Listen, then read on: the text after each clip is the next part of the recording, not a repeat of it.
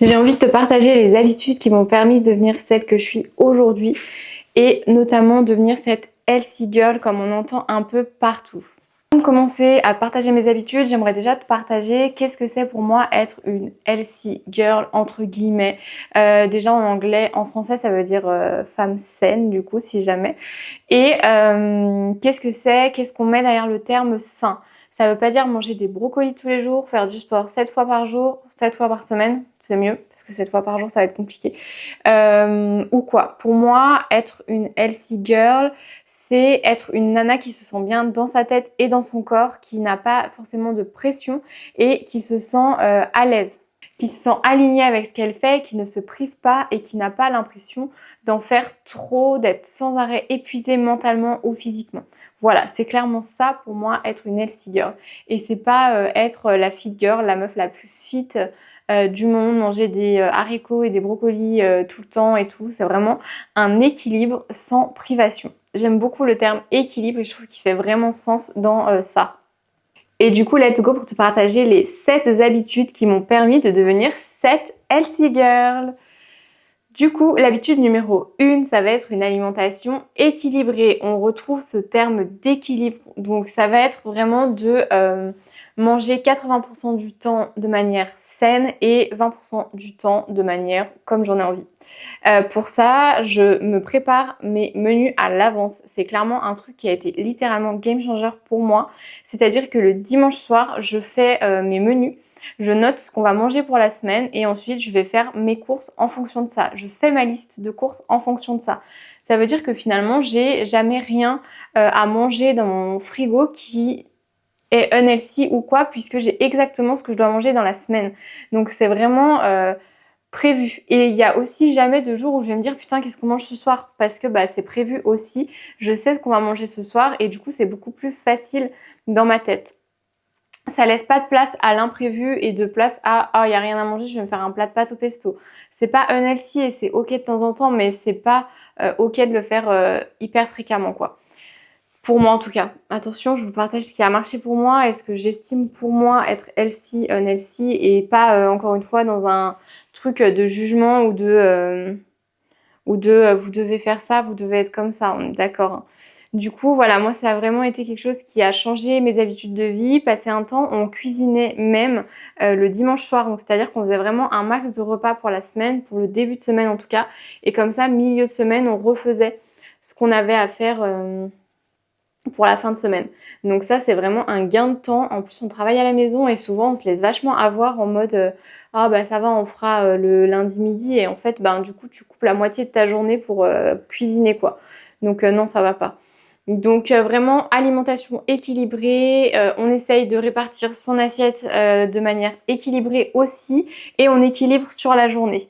Donc on mange bien des légumes, on mange des fruits. Moi un truc que je fais vraiment quand je prépare mes repas, c'est qu'à chaque repas je veux une protéine, un glucide et un légume. Donc j'ai vraiment les trois à chaque repas. Quand je dis glucides, c'est féculent quoi. Et je mange un fruit presque à tous les repas. Très peu de produits laitiers plutôt le matin. Je mange du Saint-Moré au petit-déj. Et voilà, pour mon alimentation équilibrée à moi. Et par contre, si j'ai envie de me faire un petit plaisir en mode on est mardi soir et on a envie de se boire l'apéro, bah je bois l'apéro. Clairement, je me pose pas de questions. Et s'il y a des petites chips, je vais manger des petites chips et il n'y a pas de souci. On va dire que mon plus gros problème, si je commence à manger des chips, ça va être de m'arrêter de manger les chips. Ça, c'est clairement un problème pour moi et c'est hyper addictif. Mais si j'ai envie de manger des chips, je vais le faire et je vais pas me poser de questions. Si le samedi soir, on a envie d'aller se faire un resto, de manger une pizza ou quoi, je vais pas me poser de questions non plus et je vais y aller. Voilà pour l'alimentation équilibrée. Mon habitude numéro 2, ça va être de pratiquer une activité physique régulière. Alors, par activité physique, on peut entendre plusieurs choses. On peut entendre soit de mettre en place dans son quotidien de la marche, du vélo, des choses comme ça. Je vois notamment Léa, elle fait peu de sport, mais énormément d'activité physique, beaucoup plus que moi. Elle va au boulot en vélo, elle marche beaucoup dans sa journée. Voilà, elle est vraiment hyper active. Alors que moi, à l'inverse, je vais avoir moins d'activité puisque en plus je travaille à la maison donc j'ai pas besoin de sortir de chez moi tout ça. Mes seules activités physiques c'est de sortir Ubi. Mais par contre je vais au sport 3 à 4 fois par semaine si ce n'est tous les jours. de manière très régulière et de manière plus intense. Donc aujourd'hui, ma routine sportive, ça va être, je vous parle vraiment à l'instant T et elle n'est pas figée et elle va vraiment changer en fonction de mes humeurs. Aujourd'hui, ma routine sportive, ça va être le programme Bouti d'enfer de Alaya. Donc je le fais en moyenne 3 à 4 fois par semaine et j'ai intégré le Pilates à ma routine sportive, c'est-à-dire qu'un jour sur deux, quand je fais pas la séance, et ben je vais au Pilates et ça me fait trop du bien.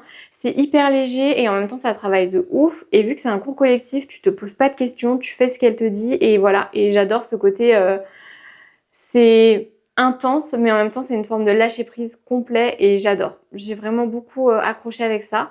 Donc là pour l'instant j'y vais une fois par semaine et j'aimerais un petit peu augmenter peut-être la cadence en y allant vraiment les jours où je vais pas faire ma séance, de faire une séance de pilates. Donc en gros ce serait 2 fois par semaine, le mardi et le jeudi. Donc à voir comment j'intègre ça à ma routine.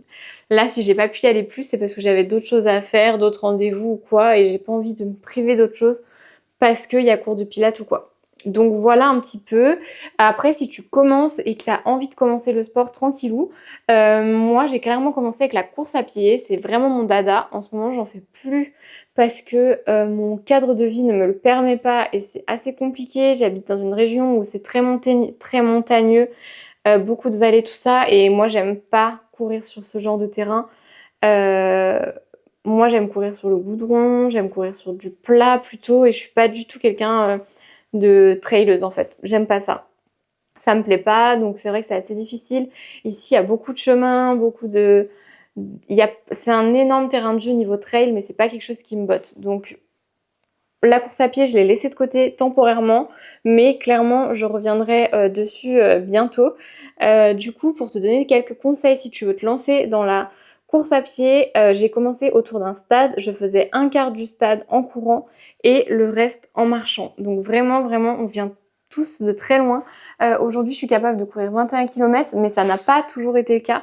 Donc voilà, si tu veux commencer comme ça, let's go, tu te fais un quart d'heure, un tour de terrain, euh, en le découpant en fonction de comment tu tiens. Tu te mets pas dans le rouge, vraiment, c'est pas l'objectif pour l'instant. Déjà d'aller courir, ça va te permettre de sortir de ta zone de confort. Donc on y va vraiment progressivement, petit à petit, pas à pas. 15 minutes, c'est très très bien pour commencer. Donc voilà la deuxième habitude saine que je mets en place dans mon quotidien. La troisième habitude pour devenir cette healthy girl, ça va être un sommeil de qualité. Le sommeil, c'est vraiment, vraiment hyper important parce que c'est là qu'il y a plein de choses dans ton corps qui va se régénérer et qui va faire le vide, qui va s'épurer aussi. Je pense notamment au foie. Si tu as tendance à te réveiller entre 3 et 4 heures du matin, il y a de fortes chances que ton foie soit surchargé. Donc ça peut être intéressant de faire une petite détox hépatique. La nuit, c'est là aussi où ta peau va se régénérer. Donc si tu sens que tu as un peu le teint terne, que ta peau elle est pas ouf en ce moment, ben, peut-être que ta qualité de sommeil n'est pas incroyable non plus. Donc vraiment bien dormir. Après, on a tous plus ou moins besoin de sommeil et c'est hyper propre à chacun. Je sais que de mon côté, j'ai besoin de mes 8 heures de sommeil minimum. Allez, on va dire 7 heures minimum. Mais clairement, mon idéal, c'est 8 heures de sommeil par nuit. C'est hyper important pour moi. Du coup, en général, je me couche vers 9h30, 10h et on se lève à 6h20 le matin, si ce n'est plus tôt quand Ubi a décidé qu'il avait envie d'aller faire pipi plus tôt.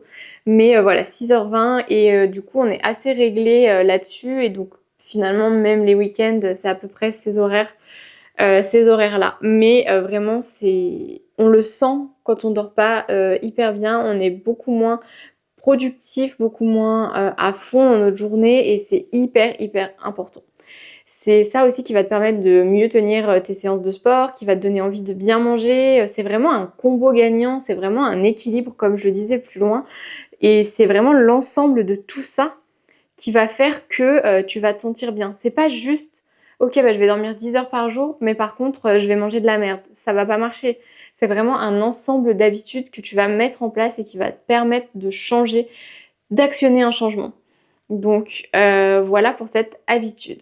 Habitude numéro 4, ça va être ton hydratation. Toujours avoir à côté de toi de quoi boire pour t'hydrater. Ça va avoir de nombreux bienfaits et ça va agir sur de nombreuses nombreux processus de ton corps. Donc vraiment, vraiment hyper important, 2 litres d'eau minimum par jour et de manière régulière. Si tu as du mal à boire dans ta journée, moi ce que je fais, c'est que je me mets des rappels sur mon téléphone pour me dire ben c'est le moment que tu boives, ça fait longtemps que t'as pas bu. Et je change l'intitulé à chaque fois pour pas avoir l'impression de me répéter en permanence. Mais du coup, voilà un petit peu comment je fais pour boire. Et je le conseillais tout le temps à la pharmacie. Mettez des alertes, mettez des alarmes. Si vous avez un iPhone, vous pouvez mettre des rappels. C'est moins intrusif qu'une alarme et ça vous fera quand même le tilt. Donc vraiment, bonne hydratation, boire 2 litres par jour. Et si vous allez au sport, n'hésitez pas à boire encore plus parce que vous allez perdre encore plus d'eau par la transpiration. Là, d'ailleurs, je suis en train de penser que l'hydratation, elle va aussi avoir un impact sur votre peau. C'est hyper important. Si vous trouvez que vous avez la peau sèche, ben peut-être que vous ne buvez pas assez et ce sera l'hydratation par intérieur, mais ça fonctionne vraiment et c'est dingue, enfin vous verrez.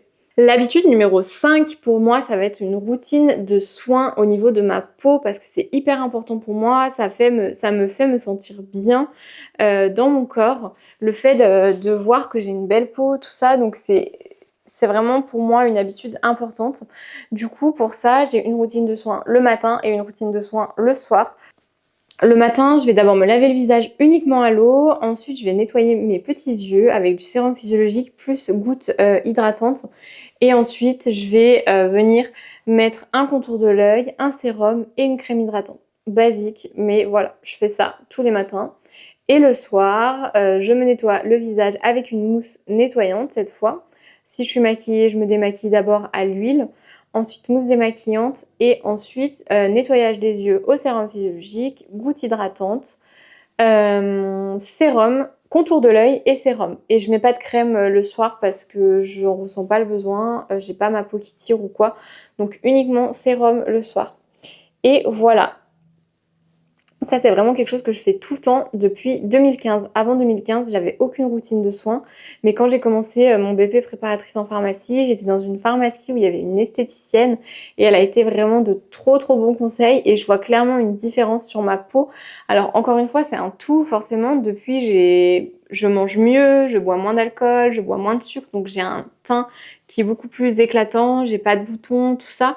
Mais je vois vraiment une différence sur la qualité de ma peau depuis que j'en prends soin comme ça par rapport à avant.